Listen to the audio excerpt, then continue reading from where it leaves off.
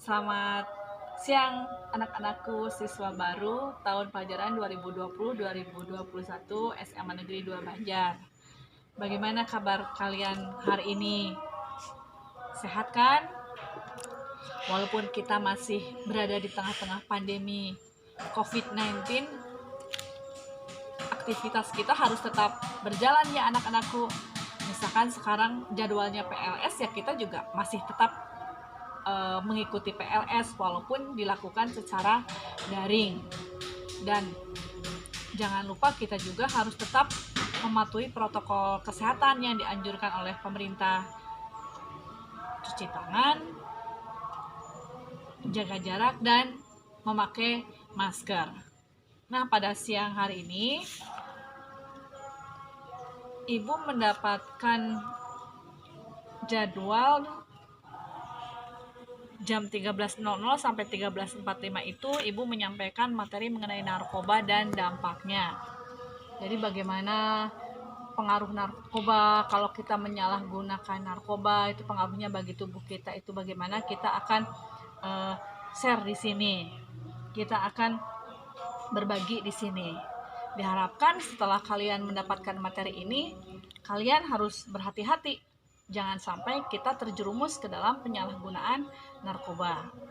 Nah, sebelum Ibu menyampaikan materi, alangkah lebih baiknya kalau kita berkenalan dulu. Nama Ibu Wahyu Aji Sri Prabawanti. Silakan kalian bisa memanggil Ibu Bu Wahyu.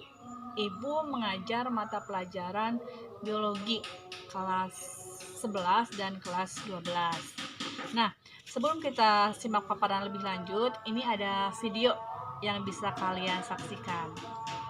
Narkotika dan obat-obatan terlarang membelenggu Indonesia. Jutaan manusia terjebak dalam jerat hitam narkoba. Korban berjatuhan, saat yang sama jutaan manusia mati sia-sia. Jerat jahat narkoba bahkan membuat zat beracunnya merusak organ vital tubuh seperti kerja jantung, paru-paru, liver, ginjal, dan otak. Sebelum akhirnya berhenti berfungsi.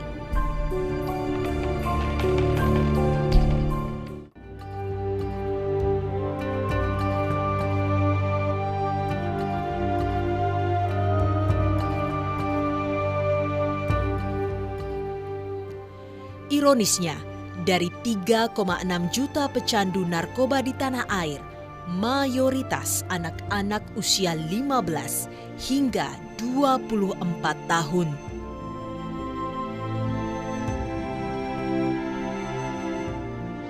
Kondisi psikologis yang labil hingga kondisi keluarga yang tidak harmonis menjadi pintu masuk utama generasi muda terjerumus dalam lembah hitam narkoba.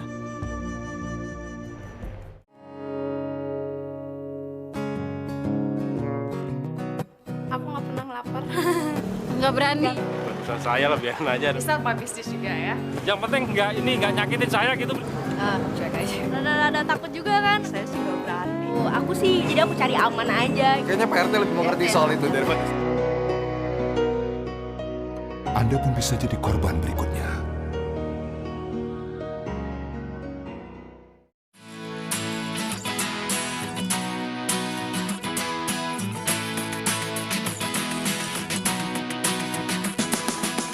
Berdasarkan hasil survei tahun 2011 yang dilakukan oleh Badan Narkotika Nasional bersama Pusat Penelitian Kesehatan Universitas Indonesia, di beberapa sekolah dan perguruan tinggi di Indonesia menghasilkan kesimpulan, angka statistik penyalahgunaan narkoba di kalangan siswa, pelajar, dan mahasiswa menunjukkan kecenderungan menurun.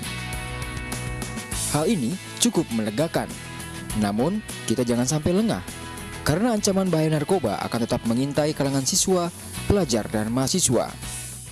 Saya sangat setuju dengan pendapat itu, karena pertama pelajar itu di lingkungan sekolah tentu bergaul dengan teman-teman. Teman ada mungkin yang membawa pengaruh baik, tapi juga ada yang membawa pengaruh buruk. Dan itulah salah satu hal yang membuat para pelajar itu sangat mudah untuk terjerumus dalam narkoba, karena pergaulannya tidak sehat. Tapi jika ia mau berprestasi, ia harus pertama melepas semua keterikatan itu dulu. Dan itu bisa tercapai jika ia mempunyai kemauan yang keras untuk berprestasi dan memperbaharui hidupnya.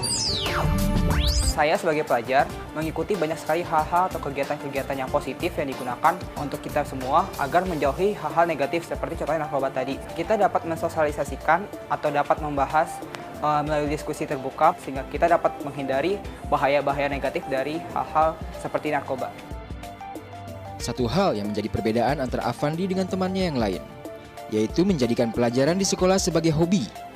Karena dengan seperti itu, menjalani waktu di sekolah tidak akan terasa memberatkan dirinya. Serta mengikuti aktivitas positif, Avandi yakin dirinya akan terjauh dari narkoba. Untuk muda-mudi Indonesia, tetaplah berprestasi. Kalau kalian punya passion dalam satu hal, teruskan, tetap semangat, dan jauhi narkoba karena itu akan merusak, tidak hanya merusak diri kalian tapi juga merusak keluarga, lingkungan sekitar kalian dan juga bangsa ini. Dan siapa lagi yang akan mendukung bangsa ini, siapa lagi yang akan memberikan semangat pada bangsa ini dan meneruskan bangsa ini kalau bukan dari kalangan pemuda. Bagaimana setelah kalian menyimak video tadi? Negara kita itu dalam status darurat narkoba seperti yang disampaikan Bapak Jokowi. Jadi kita harus bersama-sama menyatakan perang terhadap narkoba. Nah, sebagai remaja, sebagai siswa sekolah menengah atas, apa yang harus kita lakukan sekarang ini?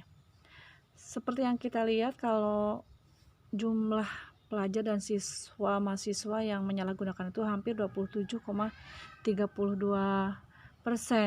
jumlahnya dibandingkan bekerja dan tidak bekerja, jumlahnya lumayan besar. Nah, jangan sampai kita terjerumus termasuk dalam angka yang tersebut itu. Remaja memang rentan terhadap narkoba, baik dari faktor lingkungan, pengaruh faktor keluarga maupun faktor individu sendiri. Keluarga yang tidak nyaman di rumah atau mungkin ada masalah individu.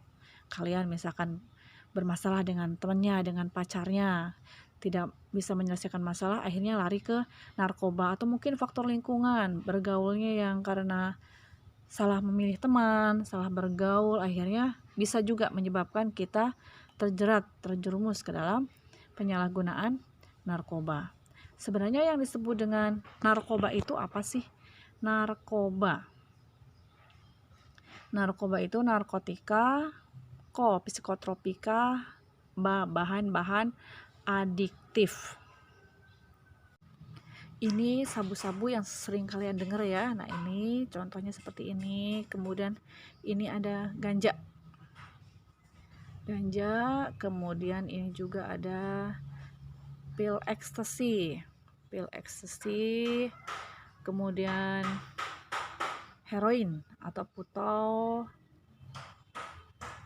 Ini yang sering magic mushroom disalahgunakan, maupun ini lem itu. Nah, ini juga bisa menyebabkan gangguan. Bagaimana kita mengenali ciri-ciri pecandu narkoba? Ada 4 ong: nodong, nyolong, bengong, bohong. Nodong, nyolong itu kalau misalkan sudah kecanduan dan ingin mendapatkan narkoba kemudian tidak punya uang, maka segala cara akan dilakukan. Bagaimana caranya untuk mendapatkan narkoba itu? Apakah harus nodong, apakah nyolong, dan kemudian juga bisa menyalahgunakan uang yang diberikan orang tua, berbohong akhirnya. Dan kemudian yang keempat adalah bengong. Nah, kalau sudah kecanduan biasanya menjadi kurang fokus, tidak fokus terhadap apa yang ada di depannya. Misalkan belajar, gurunya mengajar, bengong sendiri. Nah, itu bisa merupakan salah satu ciri-ciri pecandu narkoba. Nah, ini ada ciri-ciri bagaimana mengenali penyalahguna narkotika. Jadi kalau di sekitar kita, teman kita, tetangga kita, saudara kita kok menunjukkan gejala-gejala seperti ini, maka harus didekati. Apa yang sebenarnya sedang terjadi? Jalannya menjadi sempoyongan, mengantuk, tidak peduli terhadap kesehatan dan kebersihan tubuhnya, banyak sayatan, kemudian ditemukan alat bantu penggunaan narkotika, menjadi lebih emosional, agresif, yang biasanya sering bersosialisasi, sering kumpul dengan teman-temannya, kemudian menjadi sering mengurung diri di kamar, menghindari bertemu dengan keluarga. Ini kalian harus peka terhadap teman-teman kalian, terhadap orang-orang yang ada di sekitar kalian. Jangan sampai kita menjadi korban penyalahgunaan narkotika, bahan adiktif, narkoba, sebab kalau sudah kita menjadi kecanduan, ini akibat yang bisa kita rasakan. Bagi tubuh juga kita harus mendapatkan dosis yang lebih banyak, kemudian bisa mengalami overdosis, dapat menimbulkan banyak penyakit, kemudian menjadi tidak produktif sebagai pelajar. Dalam berteman, dalam bergaul, kita harus berhati-hati. Memang kita tidak boleh memilih teman, tapi juga kita harus berhati-hati memilih teman. Jangan sampai teman itu membawa ke pergaulan yang kurang baik. Di sini biasanya kalau pengedar itu targetnya ada istilah 5B, begadang, bolos, beruang, broken home, berpengaruh. Nah itu 3P, 3M. Nah itu biasanya yang sasaran yang empuk bagi para pengedar. Kalau kita sebagai menyalahgunakan narkoba, dampaknya banyak, baik bagi diri kita sendiri, fisik kita, psikis kita, keluarga juga terpengaruh, masyarakat, dan akhirnya kalau misalkan kita sebagai remaja, kita sebagai siswa sekolahnya mengalami kecanduan narkoba, tidak produktif lagi, akhirnya berpengaruh juga terhadap bangsa dan negara kita. Bagaimana negara kita menjadi maju kalau para generasi mudanya, remajanya, siswa-siswinya menjadi korban dari penyalahgunaan narkotika. Kalau kita sudah kecanduan narkoba, ini tempatnya 4R. Kalau masih bisa direhab. Kemudian kalau tertangkap, berakhir di rutan, penjara. Kemudian R yang ketiga, bisa masuk ke rumah sakit jiwa. Dan yang terakhir, bisa R keempat adalah RIP. Nah ini, jadi silakan jangan sampai kita mendatangi tempat 4R ini gitu. Jangan sampai kita menyalahgunakan narkoba, terjerumus ke dalam penyalahgunaan narkoba, dan akhirnya harus berakhir di tempat-tempat seperti jalan kalian masih panjang. Kalian baru masuk ke SMA Negeri 2 Banjar, masih panjang jalan kalian. Kalau kemudian harus terhenti karena kalian terjerumus ke dalam penyalahgunaan narkoba, kan sangat disayangkan. Sekarang apa yang harus kita lakukan supaya negara kita terbebas dari narkoba? Yang pertama ada 5M. Ini yang pertama mengaktifkan Satgas Anti Narkoba. M yang kedua menciptakan lingkungan bersih narkoba.